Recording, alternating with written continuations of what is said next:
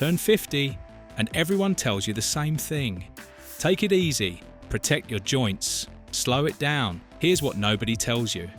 King Leonidas, the Spartan king who held the line at Thermopylae, was over 60 when he fought his final battle. Not his 20s, not his prime, his 60s. Right now, you're probably losing strength without even noticing until a suitcase feels heavier than it used to, or getting up off the floor takes a plan instead of a second. That's not aging catching up with you.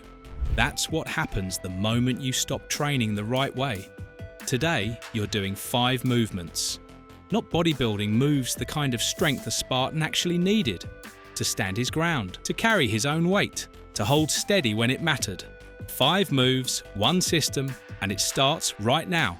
First up, the Goblet Squat. Grab something with a little weight to it, a dumbbell, a kettlebell, even a heavy book works if that's what you've got.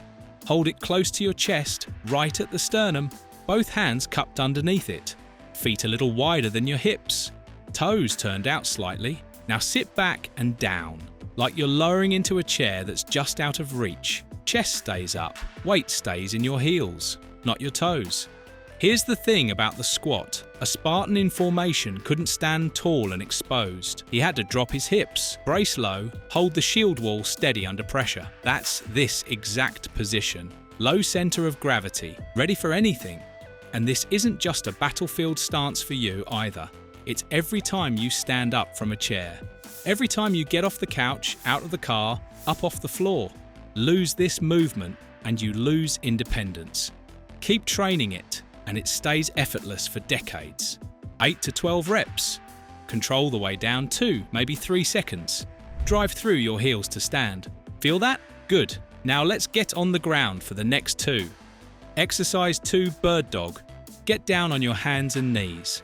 Hands stacked right under your shoulders, knees under your hips. Spine neutral, not sagging, not rounded, just straight, like there's a broom handle resting along your back. Now reach your right arm straight out in front of you, and at the same time, kick your left leg straight back behind you. Both should end up parallel to the floor. Hold that for a solid 2 seconds. Feel your core lock in to keep you steady. Then bring them back in. And switch left arm, right leg. Here's what trips people up. The hips start twisting, rocking side to side to compensate. Fight that. Keep your hips square to the floor the entire time. That's the whole point of the exercise. Think about what a warrior needed in the middle of a fight. Not just strength, but control. A spear thrust means nothing if your balance is gone the second someone pushes back. That's your core. It's not for looks. It's what lets every other part of your body move with power and stay stable at the same time. And for you, right now, this is your fall prevention.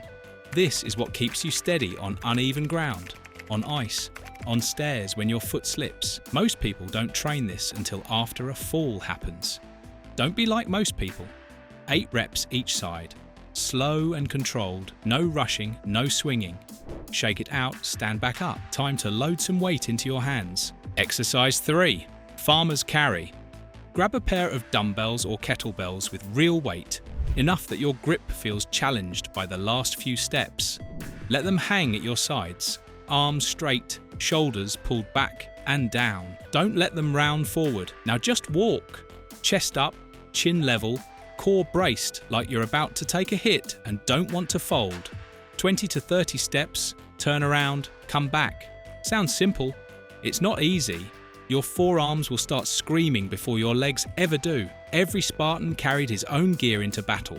His shield, his spear, his armor. Nobody handed it to him halfway there. Nobody carried it for him. That's the whole idea behind this movement. You carry your own load and you get stronger doing it.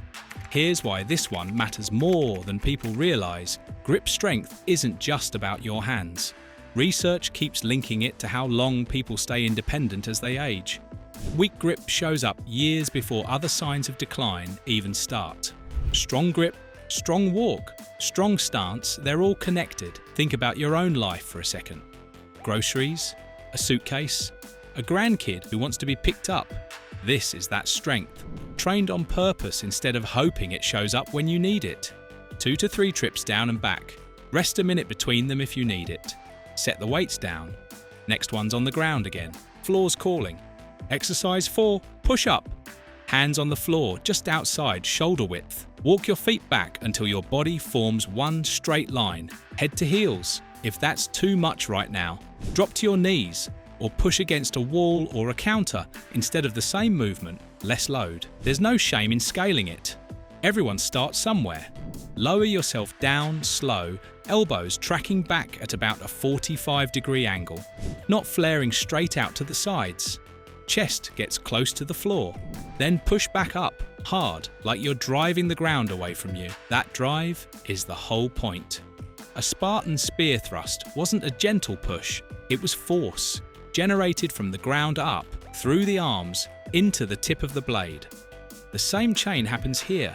Legs brace, core locks, and the power moves up through your chest and shoulders. This is the movement that fades first for most people past 50. Upper body pushing strength just quietly disappears until a heavy door catches you off guard, or you're stuck on the floor with nothing to push yourself back up with. That second one is the real reason this exercise is on the list. It's not about how it looks. It's about staying able to get back up every single time, no matter what puts you down there. 8 to 10 reps. Wherever you're starting from the floor, knees or wall, that's the right version for you today. Push through. One more exercise left, and it might be the most important one. Exercise 5, Romanian Deadlift. Hold a dumbbell or kettlebell in each hand, standing tall, feet hip width apart. A slight bend in the knees is just a soft bend, not a squat. Now hinge forward at the hips. Push your hips back like you're closing a car door behind you with them. Weights stay close to your legs the whole way down, almost brushing your shins. Your back stays flat, chest stays proud, and you go down only as far as your hamstrings let you for most people. That's somewhere around shin height, not the floor. Then squeeze your glutes and drive your hips forward to stand back up. This is the one people get wrong the most, and it's usually the same mistake rounding the lower back instead of hinging at the hips. If your back rounds, you stop and go shallower. Depth means nothing if the movement's not clean. Every Spartan needed this exact motion on the battlefield, bending down to lift a fallen shield, pull a comrade up, grab a weapon off the ground.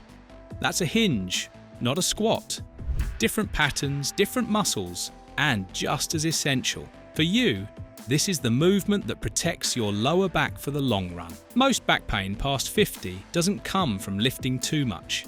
It comes from lifting wrong, again and again, for years. Train the hinge properly here, and it carries over to everything you pick up for the rest of your life. 8 to 10 reps. Slow, controlled, not rushing the weight down. 5 movements, 1 system: squat, brace, carry, push, hinge. Everything your body actually needs to stay strong, stay steady, and stay standing on your own 2 feet, no matter what year it says on the calendar.